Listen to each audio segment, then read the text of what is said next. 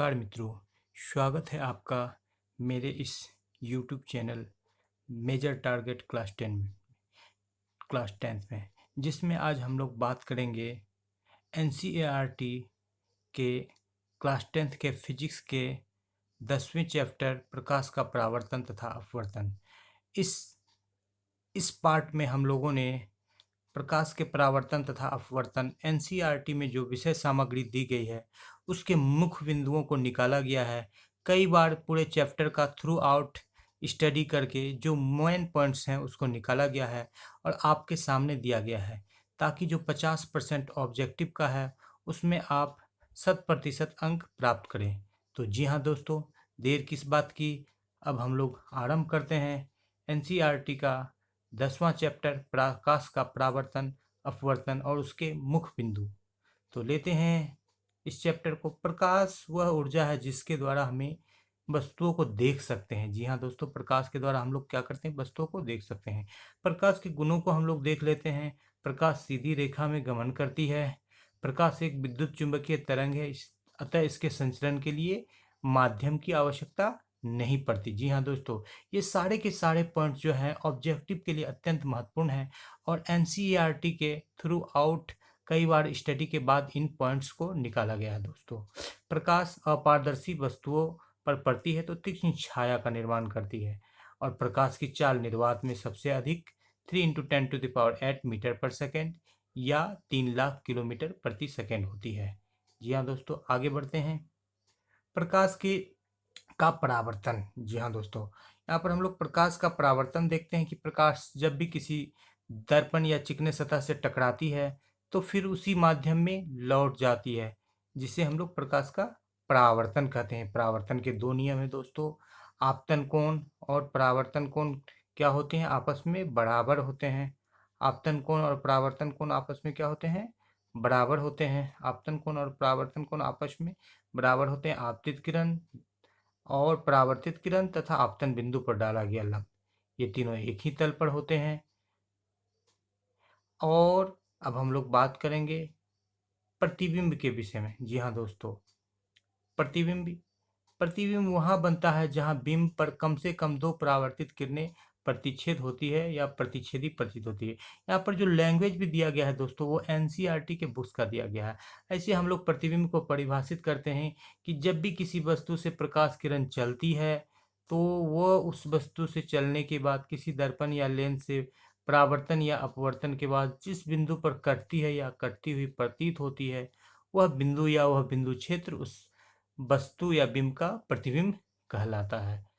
जी हाँ दोस्तों, आगे बढ़ते हैं। अब हम लोग प्रतिबिंब को देख लेते हैं, वास्तविक प्रतिबिंब और आभासी प्रतिबिंब। जी हाँ दोस्तों, यह तब बनता है जब प्रकाश का वास्तविक प्रतिच्छेद होता है और आभासी प्रतिबिंब तब बनता है जब प्रकाश का काल्पनिक या आभासी प्रतिच्छेद होता है। इसे पर्दे पर प्राप्त कर सकते हैं वास्तविक प्रतिबिंब को, और इसे पर्दे पर प्राप्त नहीं कर सकते हैं।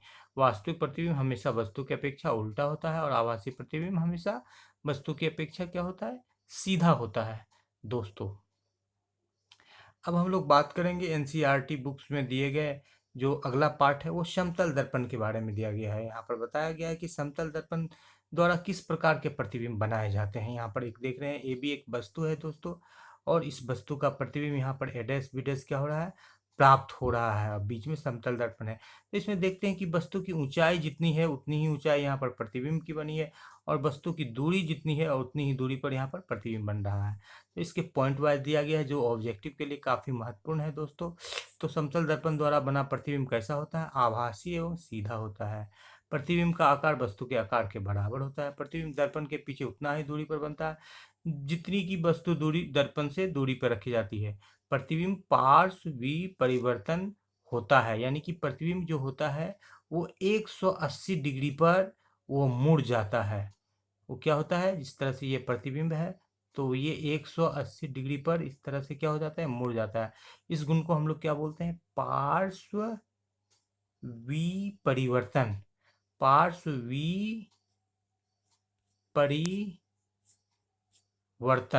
पार्श्व विपरिवर्तन, लेचरल इन्वर्शन। जी हाँ दोस्तों, जो समतल दर्पण का एक मुख्य गुण है ऑब्जेक्टिव के लिए उसको हम लोग बोलते हैं पार्श्व विपरिवर्तन, यानी कि लेचरल इन्वर्स। इन्वर्सन 180 डिग्री पर जो है प्रतिबिंब अपने अक्ष के परितः मुड़ जाती है, उसी को हम लोग पार्श्व परिवर्तन का गुण कहते हैं। आगे बढ़ते हैं दोस्तों।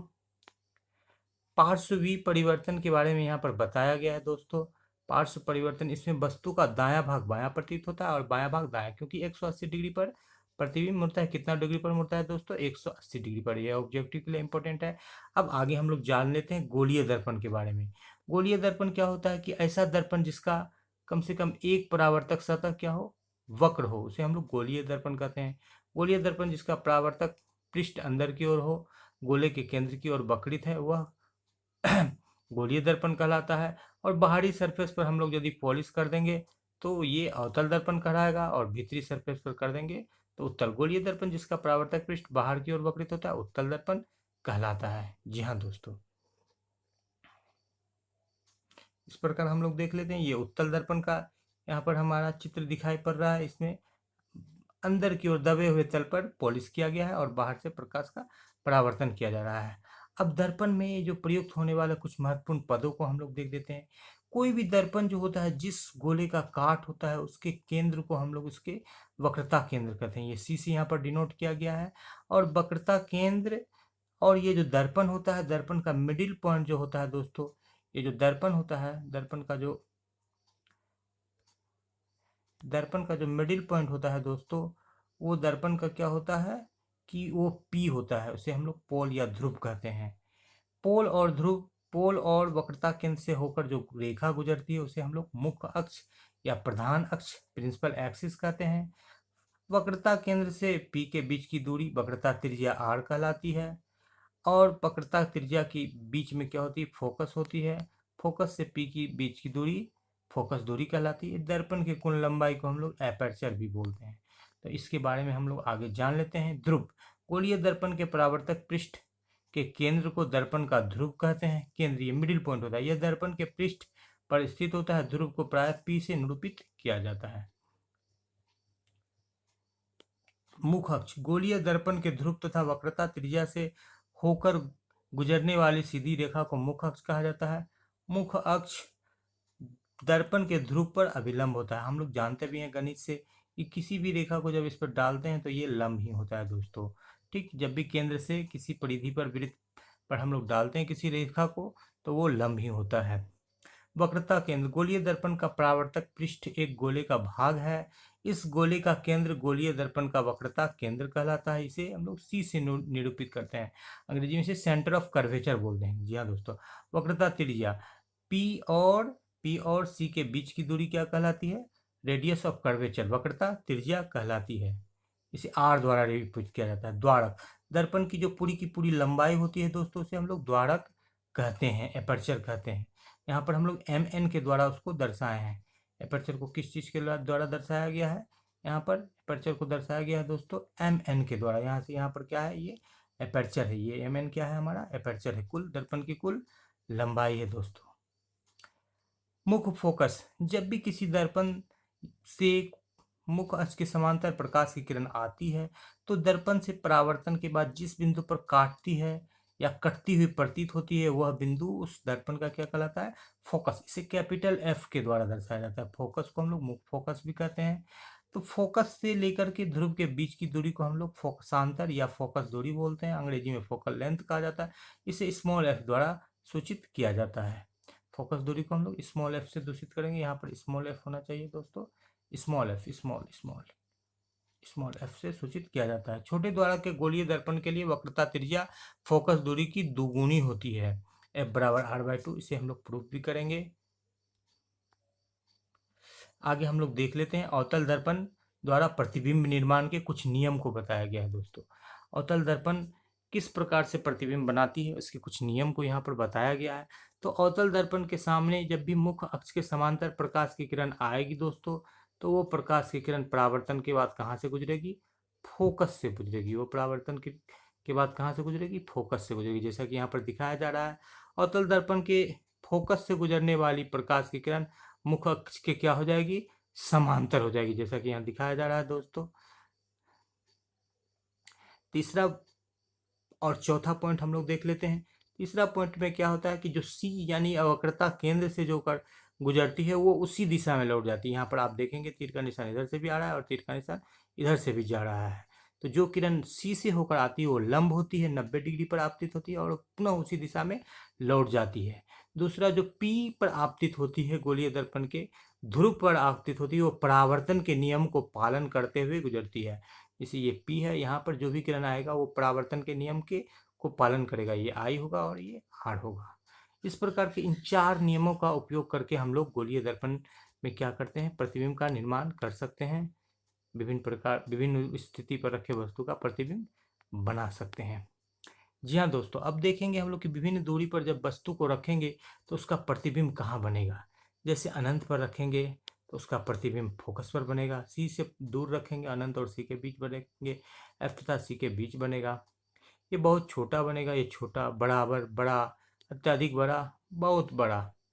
इसको किरण आरेख के द्वारा नीचे बताया गया है। सारे के सारे प्रतिबिंब क्या होंगे, वास्तविक तथा उल्टा। जो छठा केस, जो स्पेशल केस होता है, वो आभासी तथा सीधा होता है। प्रतिबिंब निर्माण को हम लोग यहाँ पर आगे हम लोग देख लेते हैं किस तरह से प्रतिबिंब बना जाता है, और इसको हम लोग आसानी से जान भी सकते हैं एक एक रूल्स के द्वारा, जिसे हम लोग +6 रूल्स के नाम से जानते हैं। जी हाँ दोस्तों, इसको एक और बार आपको अलग से बताया जाएगा इस पर। ये आपका ध्रुव हो गया, ये फोकस हो गया, और ये सी हो गया, और ये अनंत हो गया। तो यहाँ से आप लोग नंबरिंग करेंगे 1 2 3 4 5 एंड 6। तो छठा पोजीशन जो होगा वो स्पेशल केस कहलाएगा दोस्तों। और जो पहला एक पर जब हम लोग वस्तु को रखेंगे तो 5 पर प्रतिबिंब बनेगा। +6 रूल बोलते हैं इसको हम लोग दोस्तों। और 2 पर रखेंगे तो 4 पर बनेगा, 3 पर रखेंगे तो 3 पर बनेगा, 5 पर रखेंगे तो 1 पर बनेगा। 4 पर रखेंगे तो 2 पर बनेगा, 3 पर रखेंगे तो 3 पर बनेगा। जी हाँ दोस्तों, इस प्रकार हमको +6 पूरा कर देना है। 6 पूरा करने के बाद ये हम इसके पोजीशन को जान लेंगे, जिसको कि यहाँ पर बताया गया है प्रतिबिंब निर्माण के द्वारा। इन सारे फिगर्स में बताया गया, ये सारे फिगर्स बनाना आसान है यदि यदि आप इस रूल्स को समझ लेते हैं कि अनंत पर रखेंगे तो फोकस पर बनेगा 1 और 5 6। अनंत और वक्रता त्रिज्या के बीच पर रखेंगे तो फोकस और वक्रता त्रिज्या के बीच बनेगा 2 और 4 6। 3 पर रखेंगे तो 3 पर बनेगा, यानी कि वक्रता केंद्र पर रखेंगे तो वक्रता केंद्र पर बनेगा। 4 पर रखेंगे तो 2 पर बनेगा, 4 2 6, यानी कि वक्रता केंद्र और फोकस के बीच रखेंगे तो अनंत और वक्रता केंद्र के बीच बनेगा, और फोकस पर रखेंगे तो अनंत पर बनेगा। तो इस प्रकार हम लोग पोजीशन को जान लेते हैं। अब ये बनेगा कैसे, तो यहाँ पर 5वां पोजीशन पर जो प्रतिबिंब बनता है ये बहुत छोटा होता है। कैसा होता है, बहुत छोटा। उसके बाद चौथे पर छोटा, उसके बाद सी पर बराबर, और उसके बाद बड़ा, और अनंत पर बहुत बड़ा। जी हाँ दोस्तों, और सारे के सारे प्रतिबिंब कैसे होते हैं, वास्तविक और उल्टा, वास्तविक और उल्टा। इस प्रकार हम लोग +6 रूल्स के द्वारा इस आसानी से इस प्रतिबिंब निर्माण को समझ सकते हैं, जो कि यहाँ पर दिखाया गया है। जैसे सी पर रखा गया, एक किरण आया, एक किरण इस तरह से आया और सी पर प्रतिबिंब बना। तो इस सारे प्रतिबिंब निर्माण को हम लोग देख सकते हैं, जिसको एक अलग से वीडियो भी बनाकर आपको बताया जाएगा प्रतिबिंब निर्माण के विषय में, और इसको फिर से समझाया जाएगा। +6 रूल और नाम बदलो स्थान बदलो, दोनों रूल्स के द्वारा आपको दर्पण तथा लेंस में जो भी प्रतिबिंब निर्माण से संबंधित जो भी दिक्कतें हैं उनका समाधान आपको कर दिया जाएगा। यहाँ पर दिखाया जा रहा है कि एफ पर रहेगा तो कहाँ बनेगा। समांतर किरणें जा रही हैं, समांतर किरणें कहाँ मिलते हैं दोस्तों, अनंत पर मिलती है। सी तथा एफ के बीच रहेंगे तो कहाँ बनेगा, पी तथा एफ। ये छठा केस स्पेशल केस है, इसको हमें याद करना पड़ेगा। ठीक है दोस्तों, ये छठा केस हमारा स्पेशल केस है, इसे याद करना पड़ेगा कि जब हम पी और एफ के बीच रखेंगे वस्तु, तो दर्पण के बाईं ओर प्रतिबिंब 9 बन के किधर बन जाएगा, दाहिनी ओर बनेगा, काल्पनिक, सीधा और वस्तु के तुलना में बड़ा। इसके लिए हमको इसको याद करना पड़ेगा। ये बहुत ही महत्वपूर्ण है, ये इम्पोर्टेंट है।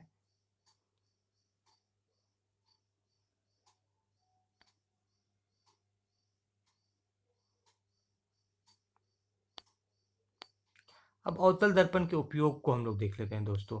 अवतल दर्पण के क्या क्या उपयोग है, टॉर्च लाइट के रूप में, सर्च लाइट के रूप में, बाहरनों के हेडलाइट। यहाँ पर ध्यान रखेंगे, हेडलाइट में अवतल दर्पण का उपयोग होता है और साइड लाइट में उत्तल दर्पण का होता है। दंत विशेषज्ञ जिसे ENT डॉक्टर हम लोग बोलते हैं, ईयर नोज थ्रोट के डॉक्टर जो होते हैं वो दांत आँख कान इत्यादि के निरीक्षण करने के लिए अवतल दर्पण का उपयोग करते हैं। चेहरा बड़ा देखने के लिए शेविंग दर्पण के रूप में होता है। और सौर भट्टी में केंद्रित करने के लिए जो सोलर कुकर होते हैं ताकि प्रकाश को एक जगह पर जमा कर दे सोलर कुकर में और भोजन पक जाए। इन सारे चीज़ों में अवतल दर्पण का उपयोग होता है। परावर्तक दूरबीन में भी अवतल दर्पण का उपयोग होता है दोस्तों। अब यहाँ पर हम लोग उत्तल दर्पण के बारे में देखते हैं कि उत्तल दर्पण किस प्रकार के प्रतिबिंब को बनाया जाता है। उत्तल दर्पण के द्वारा किस किन नियमों का पालन किया जाता है। तो जो भी किरण उत्तल दर्पण के फोकस मुख्य अक्ष के समांतर आती है वो फोकस से क्या होती है, जाती हुई प्रतीत होती है। और जो फोकस से निकलती है वो मुख्य अक्ष के समांतर चली जाती है। जो फोकस से निकलती है वो मुख्य अक्ष के समांतर चली जाती है।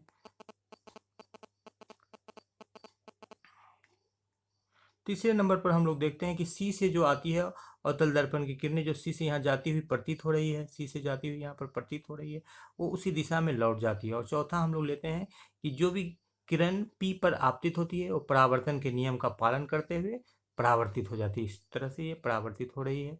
इस प्रकार इस चारों नियमों का उपयोग कर हम लोग उत्तल दर्पण में प्रतिबिंब का निर्माण कर सकते हैं। जी हाँ दोस्तों, अब आगे हम लोग देख लेते हैं कि उत्तल दर्पण में प्रतिबिंब का निर्माण किस प्रकार कर सकते हैं। उत्तल दर्पण जो प्रतिबिंब बनाती है वो दो ही तरह के प्रतिबिंब बनाती है। एक अनंत के पोजीशन पर बना रही है जो फोकस पर बनता है, और दूसरा अनंत और पी के बीच जो बनता है उस वो पोजीशन पर बनता है। ये दो ही पोजीशन है उत्तल दर्पण के लिए। तो जब अनंत पर रखा जाएगा वस्तु को दोस्तों, जब अनंत पर रखा जाएगा वस्तु को दोस्तों, तो प्रतिबिंब कहाँ पर बनेगा, फोकस पर बनेगा, और वो बहुत छोटा बनेगा। और अनंत और ध्रुव के बीच में जब रखा जाएगा वस्तु को तो फोकस और ध्रुव के बीच प्रतिबिंब बनेगा, वो भी छोटा, आभासी और सीधा बनेगा। जी हाँ दोस्तों,